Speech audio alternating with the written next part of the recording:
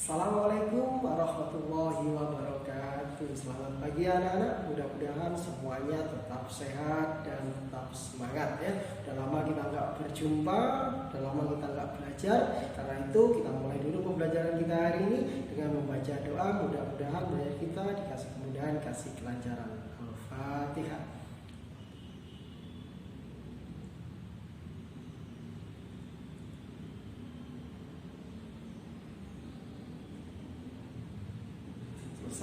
Baiklah anak-anak, untuk materi selanjutnya setelah lama kita tidak belajar karena ada kegiatan PTS 1 kemarin, untuk pembelajaran selanjutnya kita akan belajar tentang bersih itu sehat. Bersih itu sehat. Artinya apa? Nah, seperti sering kita dengar, kebersihan adalah pangkal kesehatan. Artinya ketika hidup kita terbiasa bersih, maka kita akan sehat ya. Di dalam agama Islam juga ada hadis yang menyampaikan bahwa at-tahuru satrul iman. Kesucian atau bersuci itu adalah sebagian dari iman. Artinya Islam juga sangat memerintahkan kepada kita untuk menjaga kebersihan, untuk menjaga kesucian. Nah, untuk melanjutkan pembahasan kali ini kita harus tahu dulu apa bedanya bersih dan suci. Kita perhatikan.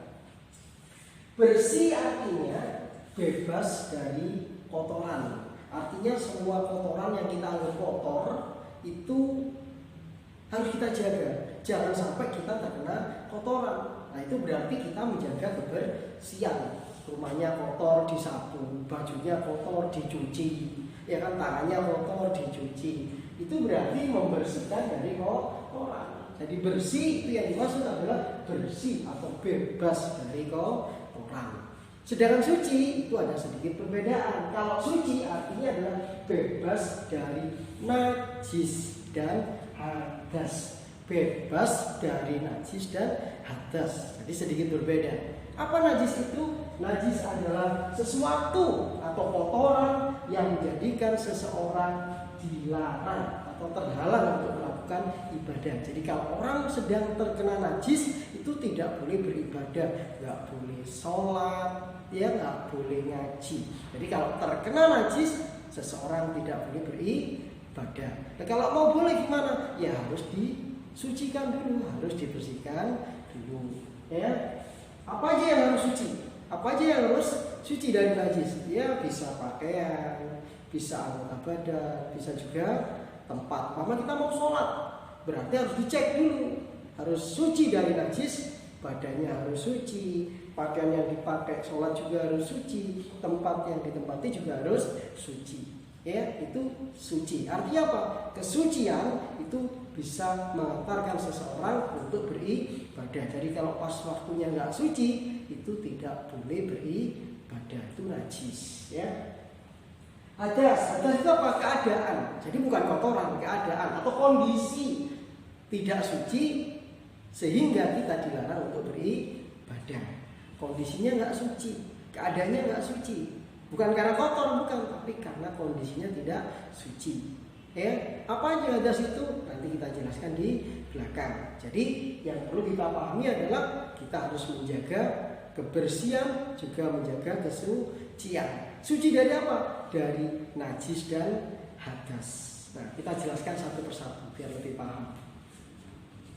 Macam-macam najis. Jadi kita biar tahu. Kita suci dari najis, itu najis yang gimana? Nah, ini macam-macamnya najis. Ya, diperhatikan baik-baik. Yang pertama adalah najis ringan atau bahasa Arabnya najis mukhaffafah. Najis mukhaffafah adalah contohnya air kencing bagi laki-laki. Ingat, air kencing bagi laki-laki. Pak, kalau perempuan? Ya bukan, ini udah jelas. Air kencing bagi laki-laki yang belum berusia 2 tahun. Jadi usianya belum 2 tahun. Dan hanya minum ASI. Ingat-ingat, bagi laki-laki belum berusia 2 tahun dan hanya minum ASI, air susu ibu. Nah, kalau ada bayi sudah biasa minum susu kaleng, susu yang dibelikan ya nggak boleh, itu bukan najis mukhafafah lagi.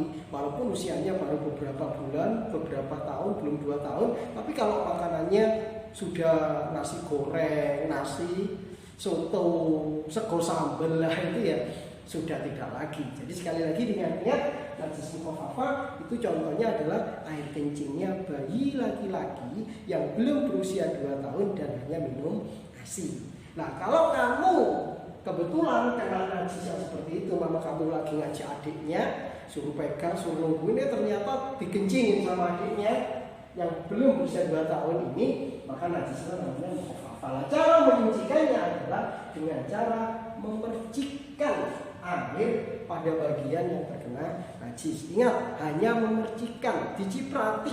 Wah, disiram enggak, diciprati, ambil air dikit, diciprati, hanya diciprati aja.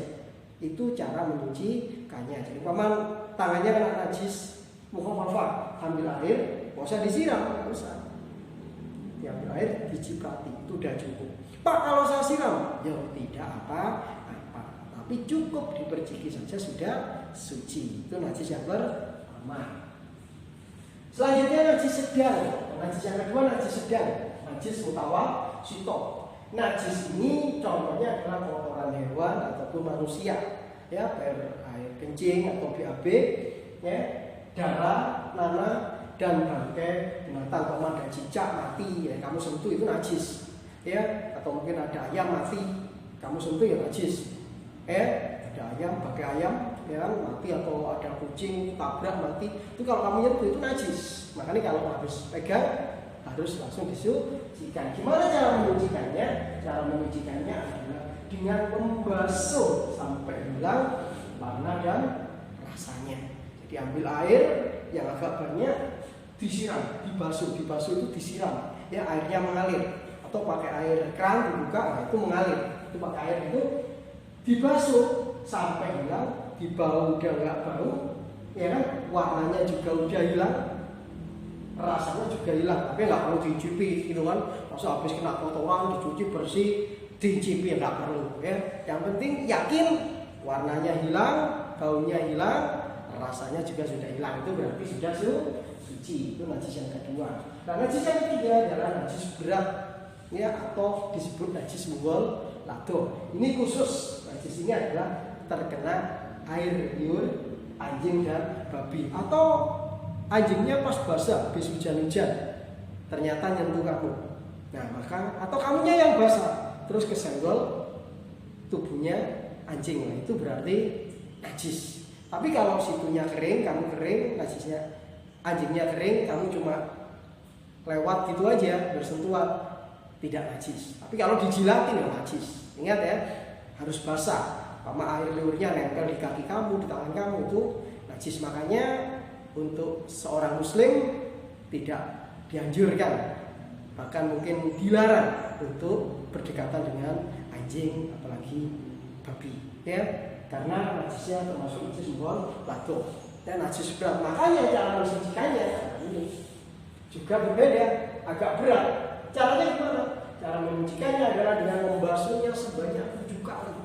Jadi diulang-ulang, terus dibasuh, ya, basuh lagi, ambil air lagi, dibasuh sampai 7 kali.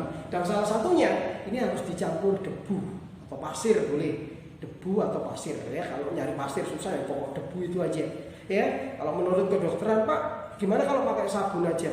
Boleh sebenarnya pakai sabun, ya kan? Orang dulu mengapa pakai debu? Karena dia gini, ternyata debu itu bisa berfungsi seperti sabun juga, membersihkan air liurnya yang lengket dari anjing tadi. Sekarang kalau diganti sabun gimana, Pak? Itu boleh, tapi tetap harus dicampur dengan debu. Ya, sabun hanya untuk membantu menghilangkan nodanya saja, menghilangkan bekasnya saja. Itu macam-macam hadis dan juga cara menyucikannya. Nah, selanjutnya kita bahas macam-macam hadas. Hadas tadi keadaan, kondisi, bukan kotoran, bukan, ya. Makanya dibagi ada hadas kecil, ada hadas besar. Hadas kecil itu apa? Yaitu keadaan yang mewajibkan seseorang untuk berwudu. Artinya apa? Ketika kita mau sholat, kita harus wudu. Nah, itu berarti kondisi kita sedang punya hadas kecil. Hadas kecil itu beberapa penyebabnya ya yang membatalkan wudhu itu. Contohnya bangun tidur, ya kan, mau sholat ya harus wudhu dulu, atau habis makan makanan yang berasa, ya kan, 1 piring 2 piring. Kalau hanya ngicipi itu nggak apa-apa, minum air putih itu nggak apa-apa. Tapi kalau minumnya udah habis minum sirup, minum teh, ya kan, berasa di lidah, itu sebaiknya berwudhu. Ya sebaiknya berwudhu. Tapi kalau air putih nggak masalah. Ya itu kondisi yang membuat kita harus berwudhu. Itu namanya hadas kecil. Selanjutnya yang kedua adalah hadas besar, yaitu keadaan yang mewajibkan seseorang untuk mandi besar.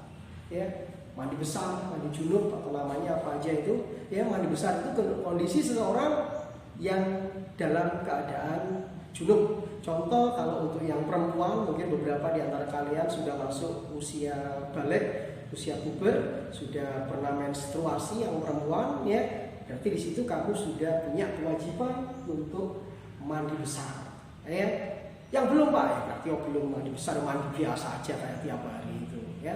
Ini beda dengan mandi biasa. Mandi besar itu mandi yang ada tata caranya, ada syarat rukunnya, enggak seperti mandi biasa gitu. Ya. Nanti yang sudah waktunya punya kewajiban mandi besar, nanti kita ajarin lagi. Ya. Untuk yang perempuan biasanya sudah ada di kelas 4 sudah ada. Ya. Nah, sekarang kita lanjutin.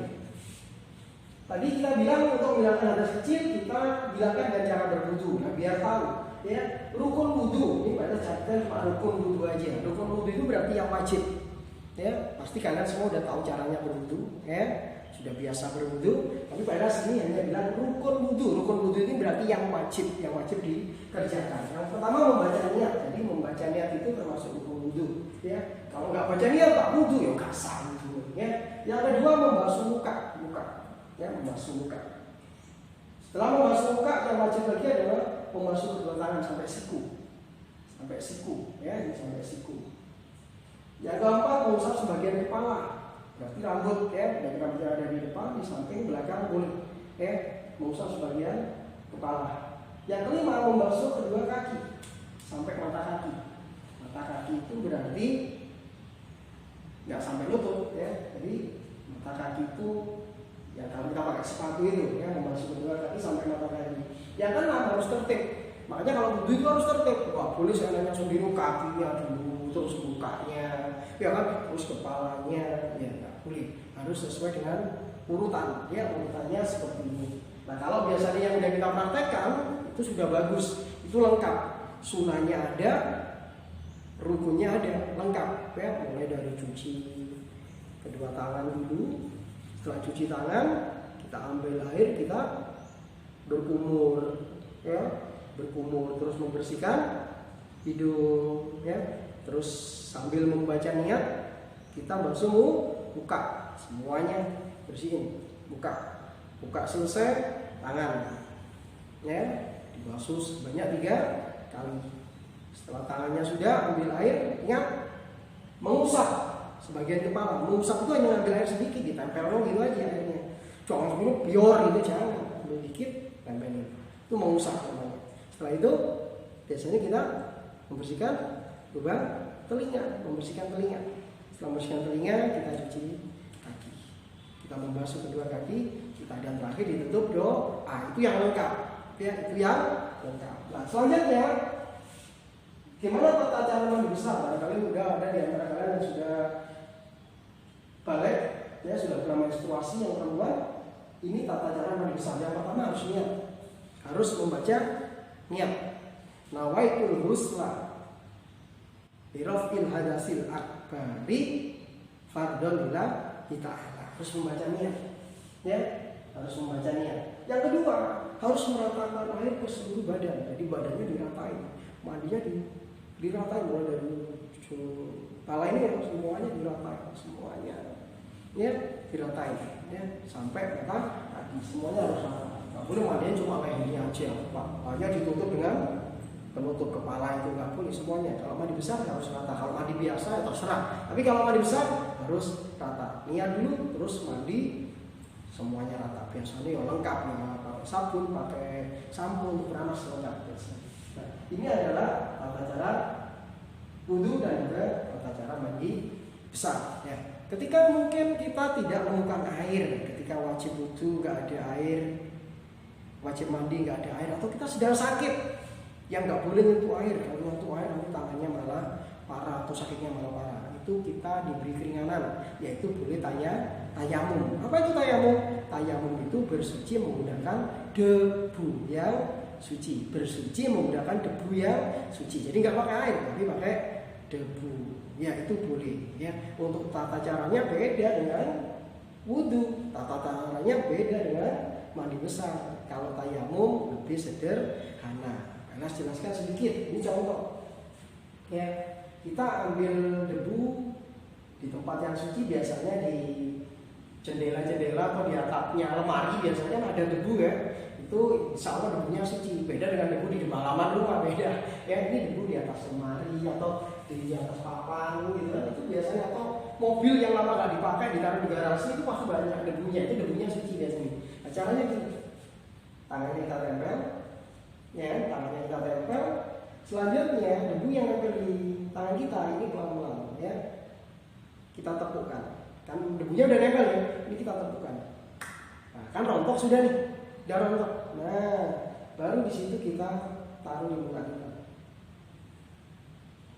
Yang pertama, ya, jadi ambil pertama, taruh di muka kita. Ingat, dipukulkan biar debunya rontok dulu. Kalau langsung bisa hitam semua muka kamu, ya. Jadi sekali lagi, dipukulkan dulu, baru dibuat muka. Selanjutnya ambil yang kedua. Ingat, nggak boleh di tempat yang tadi. Yang tadi yang ngecap tangan kamu kan, nggak boleh ambil di situ lagi. Pindah, ambilnya pindah. Nah, ambil lagi. Sama, dipukulin lagi, ditepukkan lagi. Ingat, tangan yang kanan itu untuk usap yang kiri. Perhatikan, taruh atasnya, diusapkan. Ini juga gitu. Seperti itu cara tayamum. Tapi mudah-mudahan ya kan kita yang tinggal di daerah tropis, khususnya di Sidoarjo ini, tidak sampai kekurangan air, tidak sampai diberi Allah penyakit yang menyebabkan kita nggak bisa berwudu dengan benar, berwudu dengan air. Jadi sekedar diketahui aja gimana caranya bertayamum. Baiklah anak-anak, mungkin itu aja yang bisa saya sampaikan hari ini.